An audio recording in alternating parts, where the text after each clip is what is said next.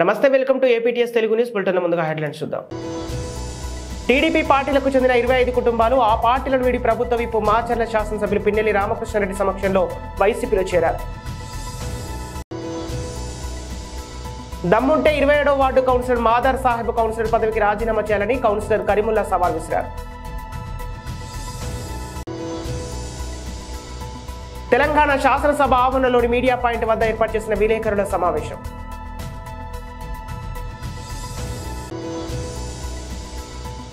మాకేశ్వరం MLA Sabitha Indra Reddy మాట్లాడుతూ ప్రాణహిత చేవెళ్ల ప్రాజెక్టుపై వివరించారు. తెలంగాణ అసెంబ్లీ సమావేశంలో మాకేశ్వరం ఎమ్మెల్యే సబితా ఇంద్రారెడ్డి మాట్లాడుతూ ప్రాణహిత చేవెళ్ల ప్రాజెక్టుపై వివరించారు. అధికార పార్టీ నేతలు చేవెళ్ల చెల్లమ్మ అని చేసిన కామెంట్కు సబితా ఇంద్రారెడ్డి నవ్వుతూ సున్నితంగా తీసుకున్నారు.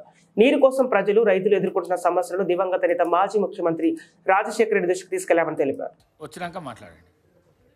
మీరున్నారు కదా అధ్యక్ష, రిప్లై ఇవ్వమన్నారు, రిప్లై ఇస్తారేమో కదా. చెప్పేస్తాను మీ పేరు తీసుకొని అన్నందుకు రిప్లై ఇవ్వాలనుకుంటున్నారు కదా. అక్కడ వింటూ ఉంటారు, వారు వచ్చినాక అక్కడ వింటూ ఉంటారు కదా అధ్యక్ష, ఏం పర్వాలేదు. థ్యాంక్ యూ అధ్యక్ష. ఈరోజు అసెంబ్లీలో ఎన్నికైన తర్వాత మొదటిసారి మాట్లాడే అవకాశం ఇచ్చిన గౌరవ స్పీకర్ గారికి, నన్ను ఇక్కడ ఈ టర్మ్లో అన్న గౌరవ కేసీఆర్ గారికి, అదేవిధంగా నా నియోజకవర్గం మహేష్ నియోజకవర్గం ప్రజలకు కూడా ధన్యవాదాలు. గౌరవ ముఖ్యమంత్రి గారు ఈరోజు మాట్లాడుతూ చేవెళ్ల ప్రాణహిత మీద మాట్లాడుతూ నా పేరు తీసుకోవడం జరిగింది అధ్యక్ష. చాలా సంతోషం. మళ్ళొక్కసారి చేవెళ్ల చెల్లెమ్మ అని కూడా ఇక్కడ మాట్లాడున్నారు. అరే మంచిగా నేను కూడా రిప్లై ఇస్తున్నా, నేను రిప్లై అదే చెప్తున్నా, మంచి చెప్పిండ్రు థ్యాంక్ యూ అని చెప్తున్నా. చేవెళ్ల చెల్లెమ్మ అని కూడా చెప్పి మెన్షన్ చేశారు. గౌరవ రాజశేఖర రెడ్డి గారిని గుర్తు చేస్తూ చాలా సంతోషం అధ్యక్ష. ఆ రోజు ప్రాణహిత చేవెళ్ల ఆ ప్రాజెక్ట్కి ఆ పేరు రావడానికి కూడా ఖచ్చితంగా రాజశేఖర రెడ్డి గారిని కూడా గుర్తు చేసుకుంటాను అధ్యక్ష. ఎందుకంటే చేవెళ్ల ప్రాంతంలో ఎత్తు మీద ఉంది, 600 మీటర్ల ఎత్తుపైన ఉంటుంది. అక్కడ బోర్లు వేసిన నీళ్లు పడవు. ఈస్ట్ గోదావరి పోతున్నప్పుడల్లా రాజశేఖర రెడ్డి గారితో షేర్ చేసుకునేదాన్ని అధ్యక్ష. ఇక్కడ పచ్చని పొలాలు, కాలువల నీళ్లు, మా దగ్గర ఎండిపోయిన పొలాలు అని మాట్లాడుతున్నప్పుడు ప్రాజెక్ట్ నుండి ఇక్కడ నీళ్లు తీసుకొస్తామన్నప్పుడు మన ప్రాంతంలో పల్నాడు జిల్లా కారంపూడి తండా గ్రామంలోని బీజేపీ టీడీపీ పార్టీలకు చెందిన 25 కుటుంబాలు ఆ పార్టీలను వీడి ప్రభుత్వ విప్ మాచర్ల శాసనసభ్యులు పిన్నెల్లి రామకృష్ణారెడ్డి సమక్షంలో వైసీపీలో చేరారు. వైసీపీ పార్టీలో చేరిన వారికి పార్టీ కండువా కప్పి సాదరంగా ఆహ్వానించిన మాచర్ల ఎమ్మెల్యే పిన్నెల్లి రామకృష్ణారెడ్డి రానున్న మన ప్రభుత్వంలో వైసీపీ అండగా ఉంటుందని, అన్ని సంక్షేమ పథకాలు అర్హులైన ప్రతి ఒక్కరికి అందేలా చూస్తానని ఎమ్మెల్యే పిన్నెల్లి రామకృష్ణారెడ్డి చెప్పారు. ఈ సందర్భంగా పార్టీలో చేరిన వారికి ఎమ్మెల్యే పిన్నెల్లి రామకృష్ణారెడ్డి శుభాకాంక్షలు తెలిపారు. మిత్రులు జాన్పాల్ గారి నాయకత్వంలో ఏదైతే వైఎస్ఆర్ పార్టీలోకి వచ్చారో, జాన్పాల్ గారి నాయకత్వంలో వచ్చిన 25 కుటుంబాలని వాళ్ళందరినీ కూడా వైఎస్ఆర్ పార్టీలోకి ఆహ్వానిస్తా ఉన్నాం. ఎందుకంటే ఇప్పటిదాకా కూడా మిత్రులు బీజేపీలో పనిచేసి ఈరోజు మనతో కలిసి నడవటానికి వచ్చినందుకు కూడా నేను హృదయపూర్వకంగా కూడా ధన్యవాదాలు తెలియజేస్తూ, ఏదైనా ఒకటైతే గమనించాలని కూడా కోరుతూ ఉన్నాను. ముఖ్యంగా ఎస్సీ, ఎస్టీ, బీసీ, మైనారిటీ సోదరులందరినీ కూడా నేను కోరుతూ ఉన్నాను.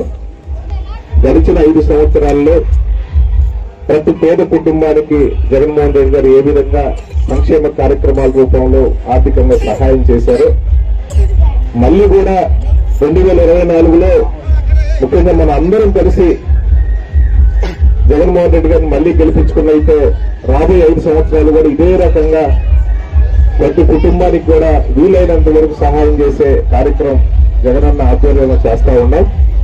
ఎందుకంటే ఈ 5 సంవత్సరాల్లో పల్నాడు జిల్లా మాచర్ల పట్టణంలోని 27వ ward councillor Madar Saheb YCP పార్టీని వీడి తెలుగుదేశం పార్టీలోకి వెళ్తున్నట్టు ప్రకటించడంతో వైసీపీ ముస్లిం మైనార్టీ కౌన్సిలర్లు స్పందిస్తూ మీడియాతో కౌన్సిలర్లు కరీముల్లా మాట్లాడుతూ మాదార్ సాహెబ్ పార్టీలు మారడం కొత్తేమీ కాదన్నారు.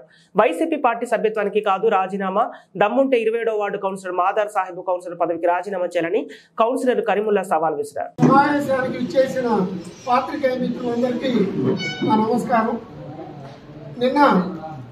వైఎస్ఆర్ కాంగ్రెస్ పార్టీ వీడి తెలుగుదేశం పార్టీ పేరుతో పుచ్చుకుంటున్నారని మా కౌన్సిలర్ ఒక ఆయన 27వ వార్డు కౌన్సిలర్ మదార్ సాహెబ్ గారు ఒక స్టేట్మెంట్ ఇచ్చున్నారు. సరే, పార్టీలు మారటం చేయటం ఆయనకి వాళ్ళ కొత్త కాదు, అది పాత చింతకాయ పచ్చడే. తొలుత కాంగ్రెస్ తర్వాత తెలుగుదేశం తర్వాత వైఎస్ఆర్సీపీ.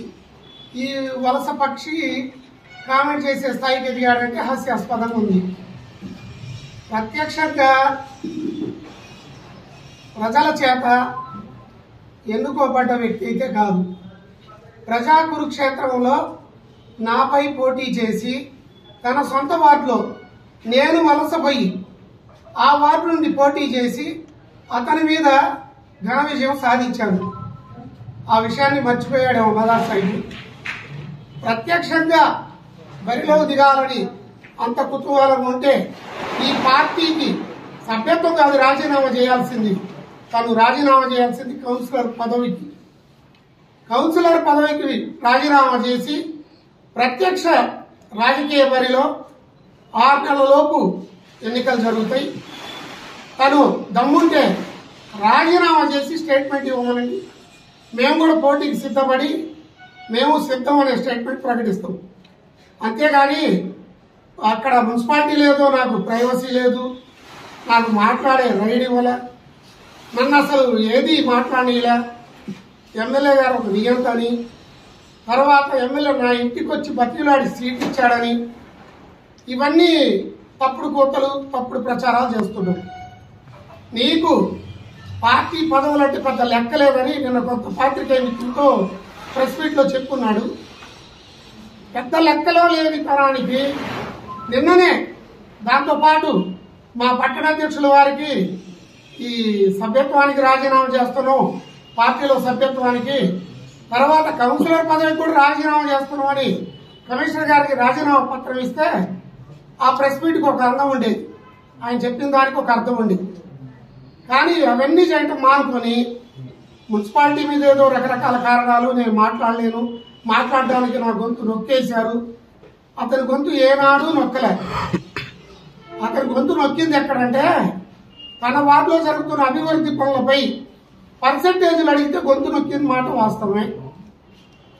కాంట్రాక్టుల దగ్గరికి పోయి 5% అడిగిన మాట వాస్తవమే. ఆ టైంలో కూడా గొంతు నొక్కాం. అది మా పార్టీ సిద్ధాంతం కాదు.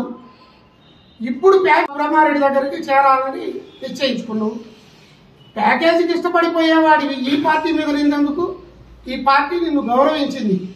ఈ పార్టీ ఎలక్షన్ లో నిలబడ్డప్పుడు నువ్వు ఎదురు పార్టీ నిలబడితే చిత్తు ఓడిపోయిన వ్యక్తివి. ఇకపోతే నేను ఎన్నో మా అన్నను చైర్మన్ చేశాను, నాకంత చతురత్వం. నీ అన్నను చైర్మన్ చేసింది నీ ఒక్కడి కష్టం కాదు. ఆ రోజున లక్ష్మారెడ్డి గారు చేసిన చిన్న పొరపాటు, ముస్లింలకు చైర్మన్ పదవి పోస్ట్ ఇస్తానని చెప్పి ముస్లింలకు కేటాయించకుండా మానవ కేటాయించబడబట్టి అప్పుడున్న సీనియర్ విశాఖపట్నం తూర్పు నియోజకవర్గంలో శంకారవ కార్యక్రమంలో టీడీపీ ప్రధాన కార్యదర్శి నారా లోకేష్ మాట్లాడుతూ జగన్ రెడ్డి ఎంత పేదవాడు అంటే ₹1,00,000 చెప్పులు వేసుకున్న వ్యక్తి జగన్ రెడ్డి, ₹1,000 వాటర్ బాటిల్ తాగే వ్యక్తి జగన్ రెడ్డి, విశాఖ దోచుకునేందుకు వైవి సుబ్బారెడ్డి, బొత్స సత్యనారాయణ, విజయసాయిరెడ్డి ఈ ముగ్గురు వ్యక్తులకు జగన్ రెడ్డి లైసెన్స్ ఇచ్చారని ఆరోపించారు. ఏ మీటింగ్ వెళ్ళినా జరగబోయేది పేదలకి పెత్తందారుల మధ్యన యుద్ధం అంటున్నాడు తల్లి. ఈ పెత్తందారు ఎవరో మీరు తెలుసుకోవాల్సిన అవసరం ఉంటుంది. 1,00,000 కోట్ల ఆస్తి ఉన్నవాడు, ₹1,00,000 చెప్పులేసుకుని తిరిగేవాడు, ₹1,000 విలువైన వాటర్ నీళ్లు తాగేవాడు, హైదరాబాద్, బెంగళూరు, తాడేపల్లి, ఇడుపలపాయలో ఇప్పుడు విశాఖపట్నంలో ప్యాలెస్ కట్టుకున్న వ్యక్తి జగన్. ఆయన పెత్తందాడు. రాబోయే 2 నెలల్లో మనకి జగన్ అహంకారానికి ప్రజల ఆత్మ గౌరవం మధ్యన యుద్ధం జరగబోతుంది. ఇది ప్రజలందరూ ఒక్కసారి గుర్తుపెట్టుకోవాల్సిందిగా నేను కోరుతున్నా. జగన్ ఒక జలగలాంటి వాడు. సైలెంట్ గా కృష్ణపట్నం పోర్టు, గంగవరం పోర్టు ఏకంగా ఈ రోజు కొట్టేశాడు. నిన్నగాక మొన్న కృష్ణపట్నం పోర్టులో మొత్తం 10,000 మంది పనిచేస్తున్న ఉద్యోగస్తులందరినీ రోడ్డుపైకి పంపించేశారు. అది దానిపైన పెద్ద ఎత్తున తెలుగుదేశం పార్టీ నాయకులందరూ పోరాడితే కేరళలో భర్తీ లేదని ఖాళీ కంటైనర్ షిప్ తీసుకొచ్చి కృష్ణపట్నం పోర్టులో పెట్టారు. అది తెలుసుకున్న నెల్లూరు నాయకులు అక్కడ కోర్టు దొంగ ఉన్నాడులే కాకాని గోవర్ధన్ రెడ్డి, కోర్టులోనే దొంగతనం చేశాడు తెల్ల ఆయన. ఆ కాకాని గోవర్ధన్ రెడ్డి రాత్రి వెళ్ళి అక్కడ ఒక వీడియో సినిమా తీసి ఏకంగా పోర్టులో ఏదో అద్భుతాలు జరుగుతున్నాయని చూపించారు. అక్కడ పనిచేస్తున్న కార్మికులు బయటికి వచ్చి జరుగుతున్న నిజాలు చెప్పారు కనుకనే మనందరం వాస్తవాలు తెలుసుకున్నాం.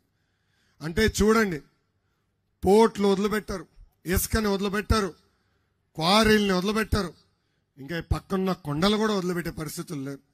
ఎక్కడ ఏది దొరుకుతుందా, ఎలా దోచుకుందాం, ఎలా దాచుకుందాం అనే ఏకైక ఆలోచనతో ఈరోజు ఆంధ్ర రాష్ట్ర ముఖ్యమంత్రి జగన్ పరిపాలిస్తున్నారు. ఆ 2 పోర్టులు కంటైనర్ పనులు ఆపేసిన వల్ల ఈరోజు పెద్ద ఎత్తున రైతులు, చిన్న మధ్య పరిశ్రమలు పెద్ద ఎత్తున ఇబ్బందులు పడుతున్నాయి. ఇక్కడున్న ప్రజలందరినీ నేను క్విజ్ అడగాలనుకుంటున్నా. రెడీగా ఉన్నారా? రెడీగా ఉన్నారా? రోజు జగన్ ఏం తింటాడు? మొదటి ఆప్షన్ కిచిడి, 2వ ఆప్షన్ అన్నం, 3వ ఆప్షన్ ఇసుక. రోజు ఏం తింటాడు? చేతులు పైకెత్తి చూపించండి. ఏ ఆప్షన్? 3వ ఆప్షన్. ఇసుక ద్వారా రోజు జగన్ ఎంత సంపాదిస్తున్నాడు తెలుసా? 3 కోట్ల రూపాయలు. నెలకి 90 కోట్ల రూపాయలు, సంవత్సరానికి 1080 కోట్ల రూపాయలు. 5 సంవత్సరాలు 5400 కోట్ల రూపాయలు ప్రజాధనాన్ని లూటీ చేశాడు. 2019 ఎన్నికల ముందల ట్రాక్టర్ ఇసుక 1000 రూపాయలు ఉన్నప్పుడు జగన్ పంది కొక్కుల్లాగా ఇసుక తింటున్నారన్నారు. ఇప్పుడు అదే ట్రాక్టర్ ఇసుక దాదాపు 5000 రూపాయలు అయింది, 6000 అయింది. ఇప్పుడు అడుగుతున్నా జగన్ని, ఏ పంది కొక్కు ఏ ఇసుక తింటున్నాడు? జగన్ అడగాలనుకున్నా, ఇసుక రుచి బాగుందా? 2 నెలలు ఓపిక పట్టి జగన్ వడ్డీతో సహా ప్రతిదీ కక్కిచ్చే బాధ్యత వ్యక్తిగతంగా నేను తీసుకుంటా.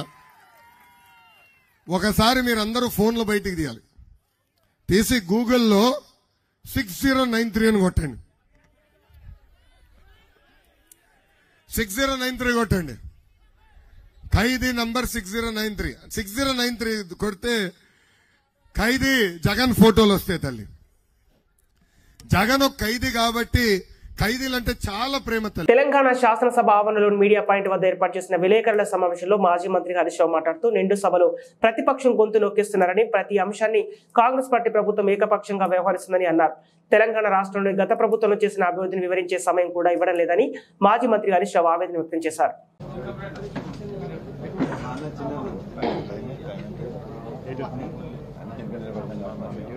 గౌరవ మీడియా మిత్రులందరికీ కూడా పేరు పేరున నమస్కారం. ముఖ్యంగా ఈ శాసనసభ సమావేశాల్లో ఈ రాష్ట్ర ప్రభుత్వం యొక్క మెడలు వంచి కేఆర్ఎంబీకి ప్రాజెక్టులు అప్పజెప్పము అనే విషయంలో బీఆర్ఎస్ పార్టీ విజయాన్ని సాధించింది. ఎందుకంటే మేము కేఆర్ఎంబీకి ప్రాజెక్టులు అప్పజెప్పి వస్తామని చెప్పి జనవరి 17వ తేదీన, ఫిబ్రవరి 1వ తేదీన కాంగ్రెస్ ప్రభుత్వం ఒప్పుకొని వచ్చింది. ఎప్పుడైతే మా నాయకుడు కేసీఆర్ గారు దీని మీద పోరాటానికి రూపకల్పన చేశారో, ఇటు శాసనసభలో అటు బయట బీఆర్ఎస్ పార్టీ ఒత్తిడికి తల ఒగ్గి ఈ శాసనసభలో మేము ప్రాజెక్టులు అప్పజెప్పబోమని యూటర్న్ తీసుకొని తీర్మానం చేయడం అనేటువంటిది ఇది బీఆర్ఎస్ పార్టీ విజయంగా మనం చెప్పుకోవాల్సిన అవసరం ఉంది. ఎందుకంటే బీఆర్ఎస్ పార్టీ గొంతు విప్పక ముందు వీళ్ళు అప్పజెప్పొచ్చారు. మేము గొంతు విప్పిన తర్వాత ఈ శాసనసభలో తీర్మానం చేయడం అనేటువంటిది ముమ్మాటికి మా పోరాట ఫలితం, బీఆర్ఎస్ పార్టీ విజయం. అయితే ఈ శాసనసభ సమావేశాల్లో మా సభ్యులు 6 వారు పెట్టినటువంటి దాన్ని గవర్నర్ ప్రసంగానికి మీద గాని మాట్లాడినప్పుడు చాలా స్పష్టంగా ఎత్తి చూపడం జరిగింది. ఈ ప్రభుత్వం ప్రజలకిచ్చిన హామీలను ఏ రకంగా విస్మరిస్తుందో అటు ప్రభుత్వానికి ప్రజలకు కూడా శాసనసభ ద్వారా చాలా విజయవంతంగా చెప్పగలిగాం. అయితే ముఖ్యంగా సభ జరిగినటువంటి తీరు చూస్తే ఈ సభలో ఎంతసేపు ప్రభుత్వం మరి ప్రతిపక్షం మీద దాడి చేయాలనేటువంటి ధోరణి తప్ప పాలన మీద దృష్టి తక్కువైపోయింది. మరి సభా సాంప్రదాయాలు కూడా తుంగలో దొక్కారు. మా గొంతు నొక్కే ప్రయత్నం చేసినారు. మాకు పీపీటీ ప్రజెంటేషన్ ఇవ్వండి అంటే మాకేమో అవకాశం ఇవ్వకుండా కేవలం ప్రభుత్వం మాత్రమే వాళ్లకు నచ్చిన దాన్ని పీపీటీ రూపంలో పెట్టారు. వాస్తవానికి చాలా విషయాలు పీపీటీలో తప్పుల తడక ఉందని చెప్పి 2 సందర్భాల్లో కూడా స్పష్టంగా ఆధారాలతో సహా నేను చూపిస్తే ప్రభుత్వం దానికి సమాధానం చెప్పలేక పారిపోయినటువంటి పరిస్థితి ఉంది. ఇవాళ కూడా నేను పీపీటీలో ఎన్ని తప్పులున్నాయో ఒక్కొక్క తప్పును ఎత్తి చూపితే సమాధానం కూడా ప్రభుత్వం నుంచి రానటువంటి పరిస్థితి కూడా మీరు చూశారు. అంటే సభలో మరి 2 అధికార పక్షానికి ప్రతిపక్షానికి సమన్యాయం చేయాల్సినటువంటి బాధ్యత ఉంటుంది. కానీ దురదృష్టం ఏంటంటే ప్రతిపక్షం గొంతు నొక్కుతూ తెలంగాణ అసెంబ్లీ సమావేశంలో జనగామ ఎమ్మెల్యే పల్లా రాజేష్ రెడ్డి మాట్లాడుతూ గత 10 ఏళ్లలో మాజీ ముఖ్యమంత్రి కేసీఆర్ రాష్ట్రాన్ని అభివృద్ధి సంక్షేమ పథకాలతో సుభిక్షంగా చేశారని, ఈ ప్రభుత్వం ప్రతిదీ భూతద్దంతో చూస్తూ ప్రజలను తప్పుదోవ పట్టిస్తున్నారని అన్నారు. ఇచ్చిన హామీల కంటే మరిన్ని సంక్షేమ పథకాలు అమలు చేశారని తెలిపారు. మీరు కేవలం అప్పులు మాత్రమే లెక్కలు చూపిస్తూ మీరు ఇచ్చిన హామీలను అమలు చేయకుండా కాలయాపన చేస్తున్నారని జనగామ ఎమ్మెల్యే పల్లా రాజేష్ రెడ్డి అభిప్రాయం వ్యక్తం చేశారు. అదేవిధంగా మాకు కూడా అవకాశం ఇచ్చినట్లయితే ఖచ్చితంగా రాష్ట్రానికి ఉపయోగపడే విధంగా 10 సంవత్సరంలో గత కేసీఆర్ గారి ప్రభుత్వం ఏ ఆలోచనతో చేసింది, ఏ ఉద్దేశంతో చేసిందని చెప్పేసి మీకు ఖచ్చితంగా ప్రజెంట్ చేసి మిమ్మల్ని ఒప్పించి మెప్పించేవాళ్ళం. ఒక లెవెల్ ఫీల్డ్ అని ఉన్నట్లయితే ఉండేది. దాని ద్వారా రాష్ట్రానికి ఉపయోగం జరిగేది.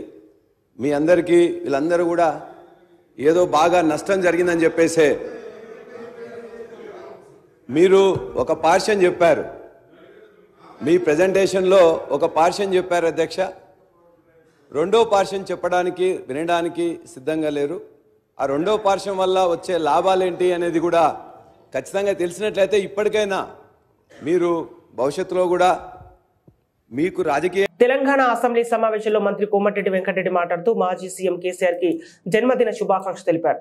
మాజీ మంత్రి హరీష్ రావు ఒక పోస్ట్ మ్యాన్, డబ్బులు మోసే కలెక్షన్ ఏజెంట్ అని తీవ్రంగా విమర్శించారు. హరీష్ రావుకి ఏం తెలుసని అన్నారు.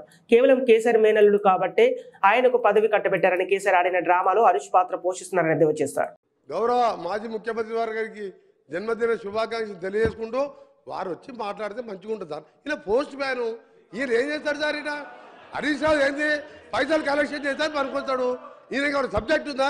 ఈయనకు సబ్జెక్ట్ ఉందా? డబ్బులు ఎవరు సార్? కాంట్రాక్టర్లు. అది ఈయన పోయాలి. ఆయన చెప్పింది మేము వినాలి. మా కర్మ సార్ ఇది. హరీష్ రావు చెప్తే మేము వినాలన్నా? మాకు సార్ వారు రమ్మని చెప్పండి. చీఫ్ ఇంజనీర్ ఆయనే, మాజీ ముఖ్యమంత్రి ఆయనే, డిజైన్ ఆయనే, కూలగొట్టింది ఆయనే. ఈయన కలెక్షన్ బాయ్ డబ్బులు తీసుకొచ్చి 3 సంవత్సరాలు మార్చింది. ఆయన మాట్లాడితే మేము వింటాం సార్. తెలంగాణ అసెంబ్లీ సమావేశంలో సీఎం రేవంత్ రెడ్డి మాట్లాడుతూ కేసీఆర్ నదులకు నరకం నేర్పిండు, నెమలికి నాట్యం నేర్పిండని అపార భగీరథుడని చెప్పుకొని తిరుగుతున్నాడని ఎద్దేవా చేశారు. ఇక సెప్టెంబర్ 23, 2015 తేదీన సాక్షి పత్రికలో ప్రచురించిన ఒక కథనాన్ని అసెంబ్లీ 2 సభలు చూపించారు. మేడిగడ్డ మేడిపండేన అనే కథనంపై వివరించారు. అసలు చంద్రశేఖరరావు గారు అంటే ఏమనుకుంటురా? నీళ్ళకే నడక నేర్పిండు. అలా అసలు హంసకు కాదు, అదేంది నెమలికి డ్యాన్స్ నేర్పిండు, అసలు అపర భగీరథుడు అని వాళ్ళు చెప్తున్నారు అధ్యక్ష. ఇది 23 సెప్టెంబర్ 2015 అధ్యక్ష. తమరు చూడాలి అధ్యక్ష, తమరు చూడాలి, సభ్యులు చూడాలి. సాక్షి పత్రిక సెప్టెంబర్ 23, 2015 నాడు, ఇవాళ ఏ తారీఖులు ఉన్నాం అధ్యక్ష? ఫిబ్రవరి 17, 2024 ఉన్నాం అధ్యక్ష. 9 ఏళ్ల కింద దాదాపుగా. తెలంగాణ అసెంబ్లీ 2024 బడ్జెట్ సమావేశంలో ప్రభుత్వం తీసుకున్న నిర్ణయాలు రాష్ట్రంలోని వెనుకబడిన పేద మధ్యతరగతి ప్రజలందరికీ మేలు జరిగే విధంగా ఉన్నాయని తెలిపారు. అనంతరం మాజీ ముఖ్యమంత్రి కేసీఆర్ జన్మదినం సందర్భంగా సీఎం రేవంత్ రెడ్డి మాజీ సీఎం కేసీఆర్ కి జన్మదిన శుభాకాంక్షలు తెలిపారు. శాసనసభ్యుడిగా, రాష్ట్ర మంత్రిగా, పార్లమెంట్ సభ్యుడిగా, కేంద్ర మంత్రిగా 10 సంవత్సరాలు తెలంగాణ రాష్ట్ర ముఖ్యమంత్రిగా బాధ్యతలు నిర్వహించి 40 సంవత్సరాలు రాష్ట్ర రాజకీయాలలో, దేశ రాజకీయాలలో తన పాత్రను పోషించిన శ్రీ కల్వకుంట్ల చంద్రశేఖరరావు గారికి ఈరోజు జన్మదినము. వారికి కాంగ్రెస్ పార్టీ పక్షాన జన్మదిన శుభాకాంక్షలు తెలియజేస్తున్నా. భగవంతుడు వారికి మంచి ఆరోగ్యాన్ని ఇచ్చి తెలంగాణ పునర్నిర్మాణంలో వారు పాత్ర పోషించి ఈ సభలో ప్రతిపక్ష నాయకుడిగా ఈ సభను సజావుగా నడపడానికి, తెలంగాణ సమాజాన్ని అభివృద్ధి పదం వైపు నడిపించడానికి వారికి పూర్తి స్థాయిలో దేవుడు శక్తినివ్వాలని కోరుకుంటున్నాను అధ్యక్ష. ఈరోజు ప్రవేశపెట్టిన తీర్మానంలో స్పష్టంగా వెనుకబడిన తరగతుల, షెడ్యూల్డ్ కులాల, షెడ్యూల్డ్ తెగల మరియు మిగతా బలహీన వర్గాలకు చెందిన ప్రజల అభ్యున్నతిని నిమిత్తం వివిధ సామాజిక, ఆర్థిక, విద్యాపరమైన, ఉపాధి, రాజకీయ అవకాశాల ప్రణాళికలను రూపొందించి అమలు పరిచేలా తెలంగాణ మంత్రివర్గం 4/2/2024 తేదీన చేసిన సిఫార్సు మేరకు తెలంగాణ రాష్ట్రమంతటా సామాజిక ఆర్థిక విద్యాపరమైన ఉపాధి రాజకీయ కుల సర్వే కులగణన ఒక సమగ్ర ఇంటింటి కుటుంబ సర్వేను చేపట్టాలని ఈ సభ ఏకగ్రీవంగా తీర్మానిస్తుంది. ఇందులో ఎలాంటి అనుమానాలకు శశభిషలకు తావు లేకుండా ఈ ప్రభుత్వం ఒక తీర్మానాన్ని ప్రవేశపెట్టింది. తాడపల్లిలోని వైసీపీ కార్యాలయంలో బాపట్ల ఎంపీ నందిగం సురేష్ మాట్లాడుతూ రాజధానిలో పచ్చటి పొలాలను సర్వనాశనం చేసిన వ్యక్తి టీడీపీ అధినేత చంద్రబాబు అని ఆరోపించారు. రైతులను మోసం చేయలేదా, రాజధానిపై చర్చకు సిద్ధమా అని సవాల్ విసిరారు. మొన్న ఢిల్లీకి ఎందుకు వెళ్లావో అంటే దమ్ముంటే సమాధానం చెప్పాలని బాపట్ల పార్లమెంటు సభ్యులు నందిగం సురేష్ డిమాండ్ చేశారు.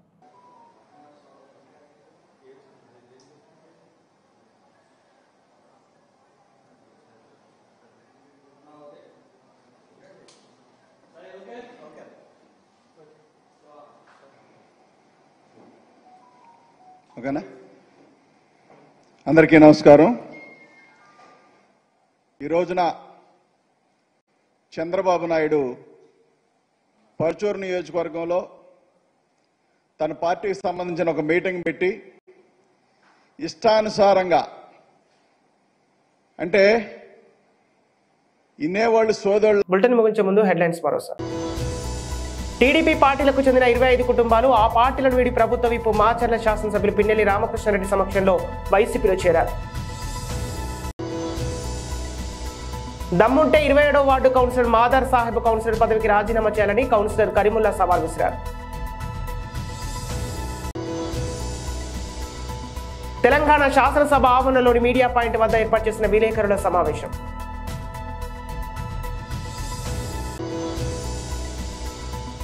మాకేశ్వరం ఎమ్మెల్యే సబితా ఇంద్రారెడ్డి మాట్లాడుతూ ప్రాణహిత చేవెళ్ల ప్రాజెక్టుపై వివరించారు. ఇవి ఈనాటి వార్తలు. మరో బులెటిన్తో మళ్ళీ కలుద్దాం.